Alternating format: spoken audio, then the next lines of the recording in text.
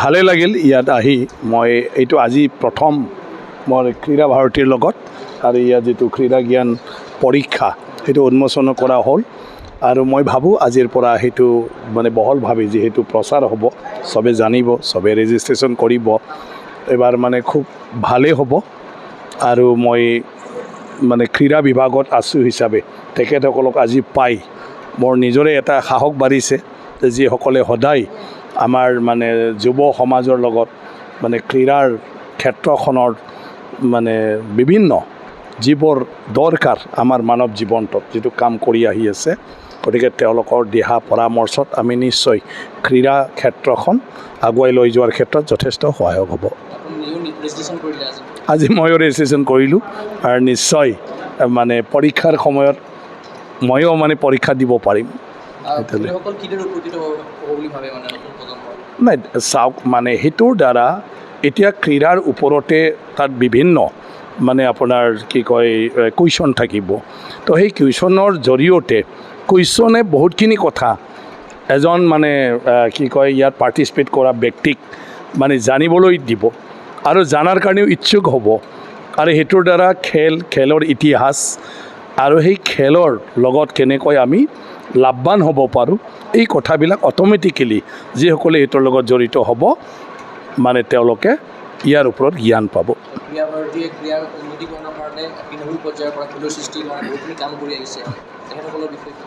নাই তেখেতসকলে বহুত কাম কৰি আহি আছে নিজৰ সৰ্বোচ্চ মানে ত্যাগ কৰি ফালে অকল মানে আপোনাৰ দেশ আৰু দেশৰ জনগণৰ কাৰণে কাম কৰি আহি আছে কিন্তু মই ভাবোঁ ইয়াৰ লগত চৰকাৰো সম্পৰ্ক ৰাখি ক্ৰীড়াৰ ক্ষেত্ৰত যিখিনি প্ৰয়োজনীয়তা আছে যিবোৰ অভাৱ আছে সেইটো যদি আমি কৰি দিব পাৰোঁ তেতিয়া তেখেতসকলে যিখিনি আজি ক্ৰীড়াৰ ক্ষেত্ৰত কাম কৰিছে সেয়া মানে আমাৰ বাস্তৱিকভাৱে মানে আমাৰ মানে জীৱনটোত কামত আহিব তেওঁলোকৰ ছেক্ৰিফাইচো মানে অৰ্থপূৰ্ণ হ'ব আৰু খেলুৱৈসকলেও মানে যিটো সজাগতা এই সজাগতাৰ জৰিয়তে আজি যদি মানে চৰকাৰে বিভিন্ন আন্তঃগাঁথনিৰ জৰিয়তে যিবোৰ প্ৰশিক্ষণ বা মানে প্ৰশিক্ষণ ল'ব পৰা কেন্দ্ৰ হিচাপে আজি গঠন কৰি আছে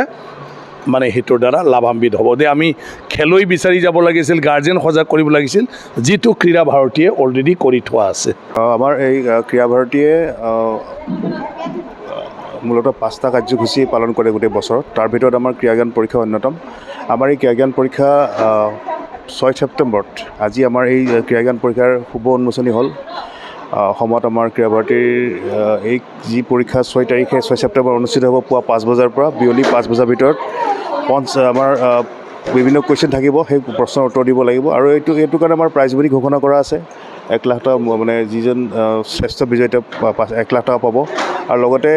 মুঠতে 4 লাখ টকা প্ৰাইজ মানি দিয়া আছে ইয়াতে গতিকে মই এইখিনি মূলতঃ স্কুলীয়া ল'ৰা ছোৱালী বা কলেজীয়া ল'ৰা ছোৱালীৰ কাৰণে 12 পৰা 25 বছৰলৈকে যি বয়স আছে সেই বয়সৰ ভিতৰত তেওঁলোকে প্ৰাইজৰ কাৰণে এলিজিবল হ'ব গতিকে মই সকলোকে আহ্বান জনাইছোঁ যাতে এই খেলৰ সৈতে ক্ৰীড়া ভাৰতীয়ে আমাৰ যি উঠি অহা প্ৰজন্মক যি সংযোগ কৰিব বিচাৰিছে খেলৰ প্ৰতি ৰুচি জাগ্ৰত কৰাৰ যি প্ৰয়াস চলাইছে ক্ৰীড়া ভাৰতীয়ে সেইটো সকলোৱে আহি পেলাই আমাৰ এই ক্ৰীড়া জ্ঞান পৰীক্ষাত অংশগ্ৰহণ কৰক আৰু এই যি মহান কাৰ্যসূচী ক্ৰীড়া ভাৰতীৰ যাতে সাফল্যমণ্ডিত কৰি পৰৱৰ্তী সময়ত যাতে ক্ৰীড়া ভাৰতী আৰু সফলভাৱে আগবাঢ়ি যাব পাৰে তাৰ কাৰণে এটা তেওঁলোকক সহায় সমৰ্থন কৰক অনলাইন যিটো ৰেজিষ্ট্ৰেশ্যন হ'ব পাৰে এইটো আমাৰ লিংক আছে সেই লিংকত গৈ পেলাই ৰেজিষ্ট্ৰেশ্যন কৰিব পাৰিব তাতে 20 টকা মাচুল দিব লাগিব আমি সকলোৱে ৰেজিষ্ট্ৰেশ্যন কৰিব পাৰে কিন্তু প্ৰাইজৰ কাৰণে এলিজিবল হ'ব 12 পৰা 25 বছৰৰ ভিতৰত লিংকটো আমি আমাৰ পৰ্টেল যোগে আমি দিম আমি আমাৰ নিউজো পাব্লিছ হ'ব হেৰিত আমাৰ নিউজ পেপাৰত আমি বাতৰি প্ৰিণ্ট বা আমাৰ যি ইলেক্ট্ৰনিক মিডিয়া বা যি ডিজিটেল মিডিয়া সেই তাৰ থ্ৰু আমি লিংকটো প্ৰচাৰ কৰি পেলাই আপোনালোকক অৱগত কৰাম